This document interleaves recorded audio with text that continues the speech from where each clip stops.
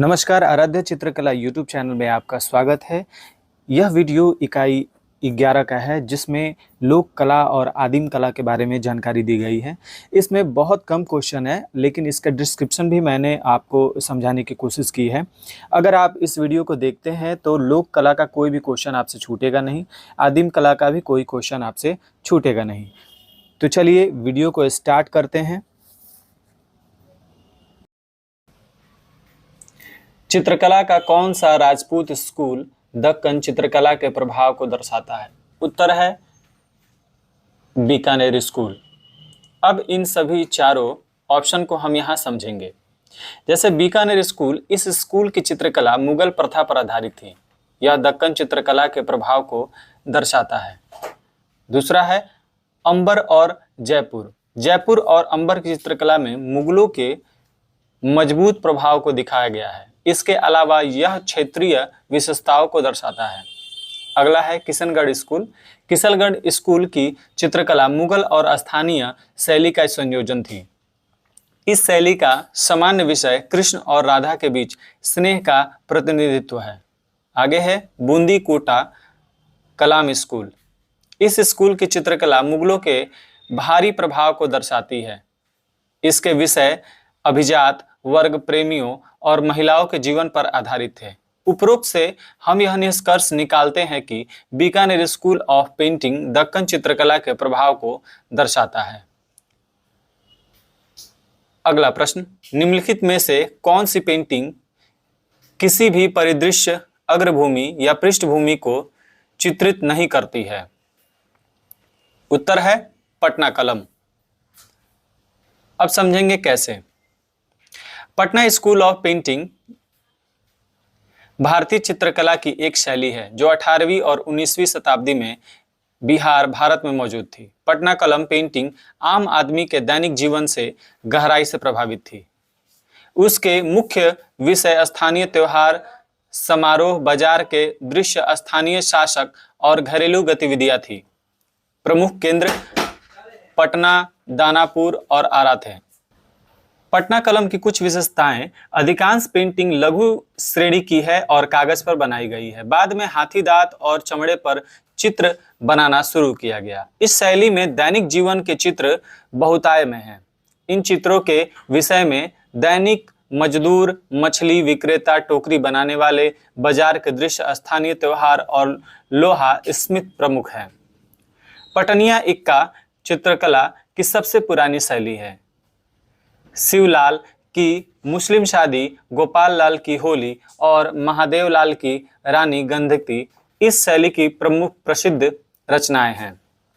चित्रकला की इस शैली में देसी पौधों, छालों, फूलों और धातुओं से रंग निकाले जाते हैं। चित्रों में हल्के रंग के रेखांकित और जीवन सदृश निरूपण होते हैं। पटना कलम की एक महत्वपूर्ण विशेषता यह है कि वे आमतौर पर किसी भी परिदृश्य अग्रभूमि या पृष्ठभूमि को चित्रित नहीं करते हैं। पटना स्कूल ऑफ पेंटिंग की एक और अनूठी विशेषता ठोस रूपों की छायांकन का विकास था। चित्र की रूपरेखा को रेखांकित करने के लिए पेंसिल का उपयोग किए बिना चित्रों को सीधे ब्रश से चित्रित किया जाता है। इस तकनीक को आमतौर पर कागजी स्याही के नाम से जाना जाता है। इन सभी कुल मिलाकर पटना कलम पेंटिंग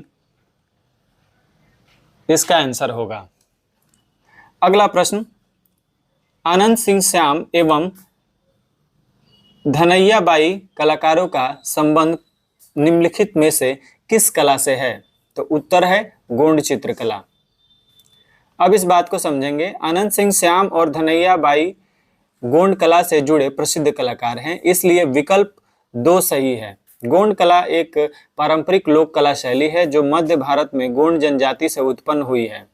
मुख्य रूप से मध्य प्रदेश और छत्तीसगढ़ के क्षेत्रों में प्राकृतिक जानवरों और लोक कलाओं के तत्वों को चित्रित करते हुए इसकी जटिल और जीवंत पैटर्न की विशेषता है। आनंद सिंह श्याम और धनैया बाई प्रसिद्ध गोंड कलाकार हैं जिन्होंने इस स्वदेशी कला के प्रचार और संरक्षण में महत्वपूर्ण योगदान दिया। गोंड चित्रकला पारंपरिक रूप से पौधों पर आधारित सामग्रियों से प्राप्त प्राकृतिक रंगों का उपयोग करती है, जैसे कि लकड़ी का कोयला, रंगीन मिट्टी और पौधे का रस।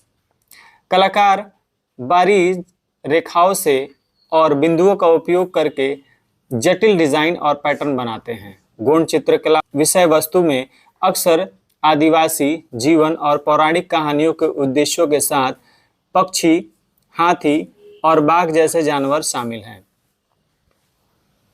अगला प्रश्न, निम्नलिखित युग्मों पर विचार कीजिए।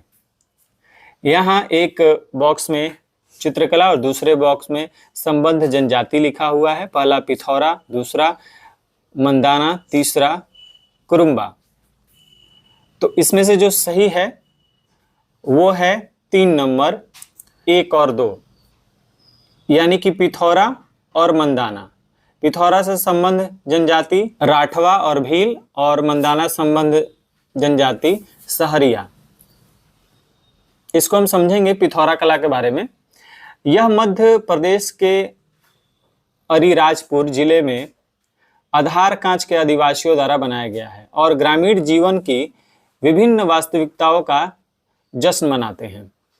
पिथौरा चित्रकला कर्मकांडी चित्रकला का काम भील जनजाति की प्रसिद्ध संस्कृतियों में से एक है। पिथौरा चित्रकला रूप पारंपरिक रूप से राठवा जनजाति के घरों के अंदर की दीवारों पर भी किया जाता है, अतः पहला युग्मक सही है। चित्रकारों को आमतौर पर कपड़ों, कागज, कार्डबोर्ड और दीवारों पर प्राकृतिक और कृति रंगों के साथ किया जाता है। पारंपरिक रूप से पिथौरा चित्रकला के हर दूसरे रूप की तरह आदिवासी घरों की दीवारों पर उत्पन्न हुई। दूसरा, मंदाना कला। मंदाना चित्रकला भारत में आदिवासी कला के सबसे पुराने रूपों में से एक है। जनजातीय चित्रकला मंडन शब्द से ली गई है, जो सजावट और सौंदर्यीकरण का जिक्र करती है और घरों को सजाने के लिए त्रिकोण, वर्ग और मंडल जैसे सरल ज्यामितीय रूपों को शामिल करती है। सहरिया जनजाति की महिलाएं घरों की दीवारों और आंगनों को कई मंदाना चित्रों की चित्रकला से सजाती है, अतः दूसरा युग्मक भी सही है। अब बात करते हैं तीसरे की, यानी कुरुम्बा कला। कुरुम्बा कला आदिवासी चित्रकला भारत में एक सदियों से पुरानी कला है, जो अभी भी कुरुम्बा जनजाति द्वारा प्रचलित है, अतः तीसरा युग्मक सही नहीं है। कुरुम्बा के जनजाति हैं जो नीलगिरी या नीले पर्वतों के मध्य कटक में रहते हैं। अब अगला प्रश्न, निम्नलिखित में से कौन भारत में कला और संस्कृति के संदर्भ में पटचित्र शब्द का सबसे अच्छा वर्णन करते हैं? उत्तर है लोकचित्र। अब पटचित्र के बारे में समझेंगे। पटचित्र यह सूती कपड़े की छोटी छोटी पट्टियों पर किया गया है, जो कपड़े को मुलायम सफेद पत्थर के पाउडर और इमली के बीज से बने गोंद के साथ लेप करके तैयार किया जाता है। पहले बॉर्डर बनाने की प्रथा है, फिर आकृतियों का एक स्केच सीधे ब्रश से बनाया जाता है और सपाट रंग लगाया जाता है। सफ़ेद, काले, पीले और लाल जैसे रंगों का आमतौर पर उपयोग किया जाता है। पूरा होने के बाद पेंटिंग को चारकोल की आग पर रखा जाता है और सतह पर लाह लगाया जाता है, ताकि इसे जलरोधी बनाया जा सके और इसे चमक प्रदान की जा सके। इस पेंटिंग में प्रयुक्त अधिकांश सामग्री प्राकृतिक पदार्थ हैं, रंग जैविक है और स्थानीय रूप से खरीदे जाते हैं। उदाहरण के लिए दीपक से काला, हरितली और हिंगल पत्थर से क्रमशः पीला और लाल, और चूर्ण शंख से सफेद रंग प्राप्त किया जाता है। कैथा के पेड़ का गोंद मुख्य घटक है, जो उपलब्ध कच्चे माल को जोड़कर विभिन्न रंग द्रव्य बनाने के लिए आधार के रूप में प्रयोग किया जाता है। ताड़ की पांडुलिपियों को खर ताड़ नामक हथेली की किस्म पर चित्रित किया जाता है। इन पर पेंटिंग को ब्रश से नहीं बल्कि स्टील की स्टाइलस से उकेरा जाता है और फिर स्याही से भर दिया जाता है और कभी कभी पेंट से रंगा जाता है। अब बढ़ते हैं अगले प्रश्न की तरफ। मधुबनी चित्रकारी किस राज्य से संबंधित है? तो उत्तर है बिहार। आपको बता दें, मधुबनी चित्रकारी, इसकी उत्पत्ति बिहार के मधुबनी जिले से हुई है। यह चमकीले रंगों और व्यवहारिक या स्वरूपों से भरे रेखा चित्रों की विशेषता है। इस प्रकार की चित्रकारी में विभिन्न हिंदू देवी देवताओं की छवियों को दर्शाया जाता है। मैं कुछ यहाँ राज्य और उनके प्रचलित चित्रकारी को मैं साझा कर दे रहा हूँ। जैसे उत्तर प्रदेश का सांझी मिनिएचर आर्ट एपन, तमिलनाडु का तंजौर चित्रकारी माइका चित्रकारी, केरल का कन्यारकली कोलकली कुम्मत्तिकली, बिहार का मधुबनी मंजूसा टिकुली, झारखंड का पैटकर जादोपटिया चित्रकारी, सोहराई कला, कोहवर कला, गंजू कला, कुर्मी कला, मुंडा कला, तूरी कला, घाटवाल कला, महाराष्ट्र का वर्ली पिंगुली चित्रकठी।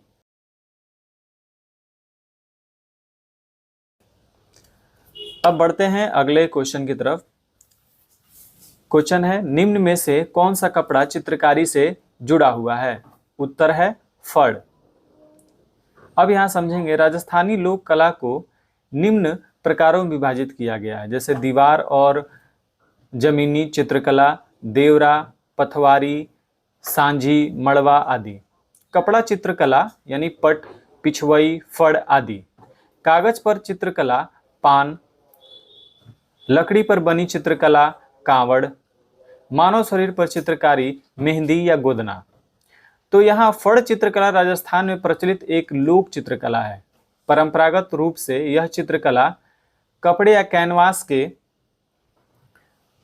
लंबे टुकड़े पर की जाती है, जिसे फाड़ के नाम से भी जाना जाता है। जैसे किसी चीज को, वस्तु को हम फाड़ते हैं, सेम वही चीज तो फाड़ के नाम से जाना जाता है। इस कला के उदाहरण देवनारायण की फड़ और पाबू जी की फड़ है। बढ़ते हैं अगले क्वेश्चन की तरफ। निम्नलिखित में से कौन सी लोक चित्रकला उत्तर प्रदेश से संबंधित नहीं है? तो यहाँ स्पष्ट दिख रहा है, एपन भी उत्तर प्रदेश से संबंधित है, सांझी भी उत्तर प्रदेश से संबंधित है। यहाँ मधुबनी उत्तर प्रदेश से संबंधित नहीं है। तो यहाँ समझेंगे, सांझी जो है यह कागज पर अनुलिपित बनाने की प्राचीन कला है। यह मथुरा और वृंदावन में प्रचलित है। यह पारंपरिक रूप से भगवान कृष्ण को समर्पित मंदिरों में अनुष्ठानिक और अनौपचारिक रंगोली बनाने के लिए प्रयोग किया जाता है। अनौपचारिक की जगह औपचारिक होगा। सांझी शब्द सांझ या श्याम से लिया गया है, तो ये तो उत्तर प्रदेश का है, तो ये नहीं होगा। और एपन की बात करें तो एपन एक अनुष्ठानिक लोक कला है जो उत्तराखंड के कुमाऊं क्षेत्र के लिए मूल है और यूपी के कुछ हिस्सों में भी प्रचलित है। यह किसी व्यक्ति की मृत्यु के दौरान किए गए शुभ अवसरों, त्योहारों और यहाँ तक कि अनुष्ठानों को मनाने के लिए तैयार किया जाता है। यह कला रूप घरों के फर्श और दीवारों पर पाया जाता है। यह अल्मोड़ा में चंद राजवंश में उत्पन्न हुआ था। इसमें गेरू, मिट्टी, आटा, हल्दी आदि का उपयोग होता है। और जहां तक बिहार की बात करें तो बिहार की लोक कला में मधुबनी, संथाल, मंजूसा, पटना कलम या पटना चित्रकारी शैली शामिल है। टिकुली पेंटिंग भी है। अब अगले प्रश्न की बात करेंगे। भारत के चित्रकला के संबंध में निम्नलिखित में कौन सा युग्मक गलत है? तो इसमें चौथा नंबर गलत है, गुलेर चित्रकला। अब यहां समझेंगे, गुलेर चित्रकला हिमाचल प्रदेश से संबंधित है। यह एक प्रकार की पहाड़ी चित्रकला है। गुलेर को कांगड़ा चित्रों की जन्मभूमि कहा जाता है। गुलेर शब्द ग्वाला से लिया गया है, जिसका अर्थ चरवाहे होते हैं। अब राजस्थान का पटचित्र विशेष रूप से इनके अनन्य इतिहास, उत्पत्ति और इनके पुनः प्रवर्तन में की गई प्रयासों के लिए जाना जाता है। सौरा कला को पारंपरिक रूप से घरों की लाल या भूरी चिकनी मिट्टी के दीवारों पर बनाया जाता है। बाघ, मध्य प्रदेश के बागनी नदी के तट पर स्थित एक छोटा सा गांव है। यह बान के बौद्ध मठ परिसर के दीवारों पर बनाए गए चित्र हैं। यह 10 गुफाओं का एक समूह है। अब बढ़ते हैं अगले प्रश्न की तरफ। चित्रकला की मेवाड़ शैली से संबंधित है, तो इसका उत्तर है गीत गोविंद।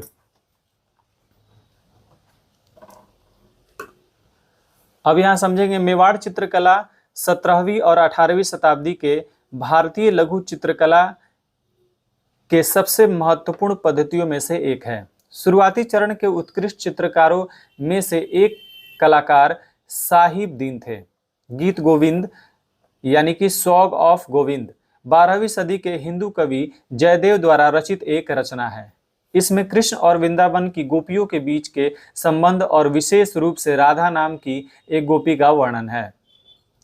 अब बढ़ते हैं अगले प्रश्न की तरफ। भारत के किस राज्य में डब्बू छपाई का अभ्यास किया जाता है, जिससे कपड़े में मिट्टी को नाजुक स्वरूप से लगाया और फिर डाई में डुबाना शामिल है? उत्तर है राजस्थान। अब यहां समझेंगे डब्बू छपाई एक हैंड ब्लॉक छपाई तकनीक है जो राजस्थान में प्रचलित है। डब्बू छपाई मड रेसिस्टिव प्रिंटिंग का स्वरूप है जिसकी उत्पत्ति 675 ईस्वी के लगभग की है। वर्तमान में यह राजस्थान के चित्तौड़गढ़ जिले में अकोला गांव में देखा जा रहा है। इस शैली की छपाई अन्य पारंपरिक राजस्थानी हस्तशिल्प जैसे सांगानेरी और बगरू के साथ की जाती है। अब पटचित्र उड़ीसा की एक पारंपरिक चित्रकारी है। कलमकारी हैंड पेंटिंग आंध्र प्रदेश की एक पारंपरिक चित्रकारी है। तो इसमें ये दोनों गलत होगा, राजस्थान सही होगा। अब आगे प्रश्न देखते हैं। निम्नलिखित का मिलान कीजिए। तो इसका जो आंसर होगा ये दूसरा होगा। जैसा स्पष्ट दिख रहा है, कलमकारी का आंध्र प्रदेश, पिथौरा मध्य प्रदेश का है, वर्ली महाराष्ट्र का है, मधुबनी बिहार का है। मैंने ऊपर भी बहुत सारे राज्यों का मैंने उसका आंसर इसमें दिखाया है। अब थोड़ा सा और मैं यहाँ पे कुछ डिटेल में आपको समझा दे रहा हूँ, बोल दे रहा हूँ, जिससे आपको समझ में आ जाएगा।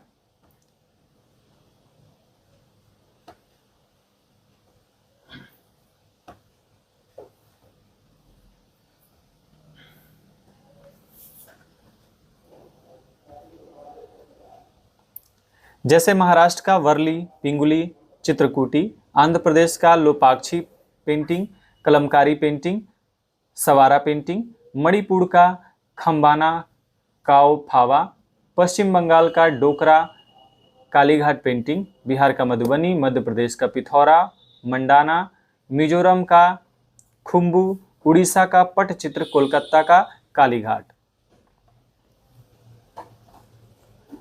अब बढ़ते हैं अगले प्रश्न की तरफ। भारत सरकार ने श्री देवनारायण की फड़ की एक चित्रकला पर एक डाक टिकट जारी किया। निम्नलिखित में से इस चित्रकला के निर्माता कौन है? तो उसका आंसर है श्रीलाल जोशी। अब श्रीलाल जोशी के बारे में आप थोड़ा सा समझ लें। श्रीलाल जोशी वह राजस्थान में फड़ चित्रकलाओं के भारतीय चिप्पा जाति के कलाकार हैं। वह अपने भित्ति चित्र शैली की दीवार चित्रकलाओं के साथ साथ फड़ के एक प्रसिद्ध चित्रकार हैं। सिर पर घड़े वाली महिलाएं उनके चित्रों का सबसे सामान्य तत्व है। उन्होंने 2006 में पद्मश्री पुरस्कार प्राप्त हुआ। भारत सरकार ने उनके प्रसिद्ध चित्र श्री देवनारायण की फड़ पर 5 रुपए का डाक टिकट जारी किया है।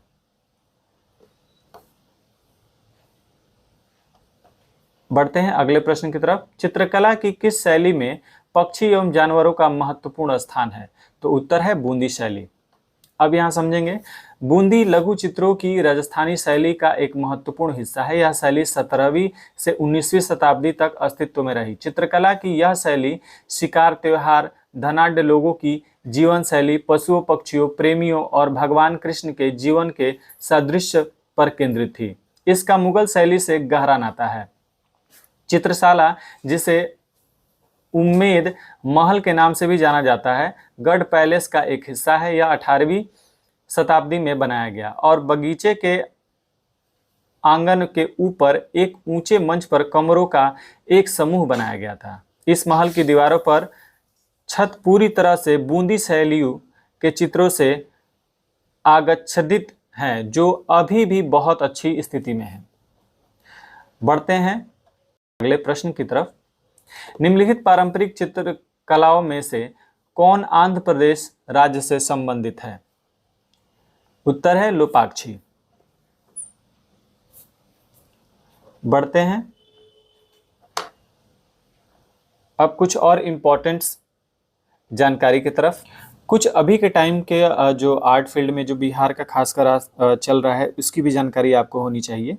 तो जैसे बिहार कला मंच के अध्यक्ष पद्मश्री श्याम शर्मा को ललित कला अकादमी पुरस्कार से सम्मानित किया गया है। देश के उपराष्ट्रपति वेंकैया नायडू ने शनिवार को देश के अन्य 43 प्रख्यात संगीतज्ञों और कलाकारों को 2018 के लिए संगीत नाटक अकादमी व 2021 के लिए ललित कला अकादमी सम्मान व फेलोशिप प्रदान किया। ये भी एक इम्पॉर्टेंट क्वेश्चन आ सकता है, तो इसे भी अगर आप एक नज़र में ध्यान देंगे तो आपको एग्ज़ाम में अच्छा मार्क्स पाने से कोई नहीं रोक सकता। आगे इम्पॉर्टेंट और भी पॉइंट है, जो बिहार के मधुबनी पेंटिंग के जितने भी कलाकार हैं उनको कब कब कैसे पद्मश्री अवार्ड से नवाजा गया है वो मैं यहाँ पढ़ दे रहा हूँ। 1975 में जगदम्बा देवी को मिला था, 1981 में सीता देवी को मिला था, 1984 में गंगा देवी को मिला था, 2011 में महासुंदरी देवी को मिला था, 2017 में बवा देवी को मिला, 2019 में गोदावरी देवी को मिला है। अभी ये जो लेटेस्ट ये है 2021 में दुलारी देवी को और 2023 में सुभद्रा देवी को मिला। तो इसे भी आप याद कर लेंगे तो ज़्यादा अच्छा रहेगा। अब आगे आते हैं आदिम कला। तो आदिम कला क्या है, ये यहाँ पे मैंने एक इसका इमेज मैंने लगा दिया, आप इसको पढ़ भी सकते हैं। बहुत अच्छा इसमें जानकारी है और काफ़ी कम समय में आप इसको पढ़ सकते हैं। तो हजारों वर्ष पूर्व मानव गुफाओं में रहता था, जानवरों का शिकार कर अपनी भूख मिटाता था। इन्हीं गुफाओं की दीवारों पर आदि मानव ने अपने कला कौशल का परिचय कुरेद कर या फिर रेखाओं से सहजता के साथ अंकित कर दिया, जो आज हमारे पूर्वजों के जीवन की वास्तविकताओं से परिचित करवाता है। प्रागैतिहासिक काल का समय 5000 वर्ष ईस्वी पूर्व का है। वैसे ही काल हम लोग मानते हैं। इस काल में मनुष्य ने पशुपालन, कृषि आदि को अपनाया था। परिवार की प्रथम अवधारणा बनी। पूरे विश्व में इस काल के अनेक चित्रावशेष मिले हैं। भारत में प्राप्त चित्र अन्य देशों से प्राप्त चित्रों के समान महत्वपूर्ण हैं। जैसे फ्रांस की लास्को गुफा में, स्पेन की अल्तामिरा, अफ्रीका के एटलस पर्वत, सहारा के मरुस्थल और ऑस्ट्रेलिया, साइबेरिया आदि के समान। भारत में प्राप्त प्रागैतिहासिक चित्र, जैसे भारत के महत्वपूर्ण प्रागैतिहासिक कालीन स्थल जो हैं, पूरे भारत वर्ष में आदिम कला के अवशेष प्राप्त हुए हैं, जिसमें भीमटेका, पंचमढ़ी, होशंगाबाद, रामपुर, सिंहनपुर, मिर्जापुर, चक्रधरपुर, अल्निया जो कोटा में है, विजयगढ़, वायनाड, एकलड आदि महत्वपूर्ण हैं। तो हम समझेंगे सिंहनपुर छत्तीसगढ़ राजस्थान में रायगढ़ से 20 किलोमीटर दूर स्थित घोड़ा, बारहसिंगा, हाथी, खरगोश, हिरण, छिपकली व जंगली भैंसों के चित्र बने हैं। जंगली भैंसे के शिकार का दृश्य व सामूहिक नृत्य का सुंदर चित्र है। अगला है होशंगाबाद। मध्य प्रदेश की राजधानी भोपाल से 70 किलोमीटर दूर स्थित है। यहाँ पर भागते हुए बारहसिंगा, घुड़सवार, भैंसा, सांभर, जिराफ, धनुर्धारी मानवों का अंकन हुआ है। यहाँ छेपाक यानी कि स्टेंसिल प्रिंटिंग पद्धति का भी प्रयोग किया हुआ है। आगे है चक्रधरपुर जो बिहार में है। यहाँ पर लेटे हुए मनुष्य का सुंदर चित्र है। मिर्जापुर उत्तर प्रदेश के विंध्याचल पर्वत श्रृंखला में स्थित मिर्जापुर के अनेक गुफाओं व शिलाश्रय प्राप्त हुए हैं। यहाँ की लिपुनिया गुफा में हाथी के आखेट यानी शिकार का दृश्य, नर्तक, वादक व लंबी चोंच वाले पक्षी अंकित है। यहाँ विजयगढ़, खाडेहवा, धोड़मंगर, रौप आदि स्थानों पर आदिम कला शेष सुरक्षित है। आगे है पचमढ़ी। मध्य प्रदेश स्थित पचमढ़ी आदिकाल का महत्वपूर्ण केंद्र है जो आजकल पर्यटन के लिए भी प्रसिद्ध है। यहाँ अनेक गुफा स्थित है। इनमें बाजार केशव केव में बना बकरी का चित्र, मांडादेव में बना शेर के शिकार का दृश्य सुंदर है। यहाँ शहद इकट्ठा करते, गाय चराते चरवाहे आदि की महत्वपूर्ण मतलब पेंटिंग वगैरह है, चित्र है। आगे है भीमबेटका। ये बहुत महत्वपूर्ण भीमबेटका है, इससे बहुत सारे क्वेश्चन आते रहते हैं, तो इसको एक बार ध्यान से देखेंगे। भीमबेटका भोपाल यानी मध्य प्रदेश से 40 किलोमीटर दूर है। प्रोफेसर वाकड़कर ने यहाँ 500 गुफाओं की खोज की। यहाँ विश्व का कलावशेष का भंडार है। यहाँ से 8000 से 5000 ईसा पूर्व के चित्र हैं। यहाँ पहले प्रकार के चित्रों में शिकार व जंगली जानवर जिसमें हाथी, बारहसिंगा, सुअर, हिरण आदि हैं। दूसरे प्रकार के मनुष्य का थोड़ा विकसित रूप यानी खेतीहर, घुड़सवार, नर्तक बना है। तो ये इम्पॉर्टेंट है और कुछ प्रमुख चीज़ें भी हैं, जैसे कि इसमें क्या क्या इम्पोर्टेंट है, आदिकालीन प्रमुख चित्र में कौन कौन सा है और आदिम चित्रों की विशेषताएं क्या है, तो ये मैं पढ़ दे रहा हूँ। चित्र रेखा प्रधान है, चित्रों के आधार सरल व बाल सुलभ हैं, कोई नियम या सिद्धांत नहीं है, अभिव्यक्ति व संप्रेषणीयता श्रेष्ठ है, कहीं कहीं चित्रों में रंग भर दिया गया है। विषय क्या है, तो शिकार के दृश्य हैं, पशुओं की विभिन्न अवस्थाएं हैं जैसे दौड़ना, घायल अवस्था आदि, घुड़सवार, शहद इकट्ठा करते, नाच गान आदि के दृश्य। आगे है जादू टोना, तांत्रिक विषय, स्वास्तिक चक्र, त्रिशूल आदि। कहीं भी प्राकृतिक दृश्य, पेड़ पौधा आदि नहीं बने हैं। रंग की बात करें तो खनिज रंगों का प्रयोग हुआ है, लाल के लिए गरे, सफेद के लिए चूना पत्थर यानी खड़िया और काले के लिए कोयला आदि। वनस्पतियों रंग का प्रयोग नहीं हुआ है। चित्रभूमि जो है वो प्राकृतिक गुफाओं की दीवार है, छत है आदि है। उद्देश्य जो है वो भाषा की कमी पूरा करने, अज्ञात शक्तियों के प्रति आस्था दर्शाने, भय या जादू टोने के लिए, घटनाओं की स्मृति बनाने के लिए, अकेलेपन को दूर करने के लिए, मनोरंजन के लिए, योजना बनाने के लिए। तो ये जितने भी सारे यहाँ पे क्वेश्चन दिए गए हैं, जितने भी हम पढ़े हैं, ये सारे इंपॉर्टेंट हैं। अब बहुत कम समय है और पढ़ने के दौरान भी बहुत सारे शब्दों में अशुद्धियाँ भी आई हैं, आप उसको दरकिनार करेंगे और ध्यान से आप इसे पढ़ेंगे, समझेंगे। इतना सब कलेक्ट करने में थोड़ा सा समय लग गया और जो भी मैंने कलेक्ट किया बहुत इंपॉर्टेंट है, कम समय में आपको अच्छे जानकारी के लिए। तो इस वीडियो को बार बार आप देखें और आराध्य चित्रकला यूट्यूब चैनल को आप लोग सब्सक्राइब जरूर करें और लाइक करें। और ड्राइंग भी सीखना हो, चाहे कुछ भी आपको जानना हो आर्ट के फील्ड में, तो आप ज़रूर कमेंट्स करें। धन्यवाद।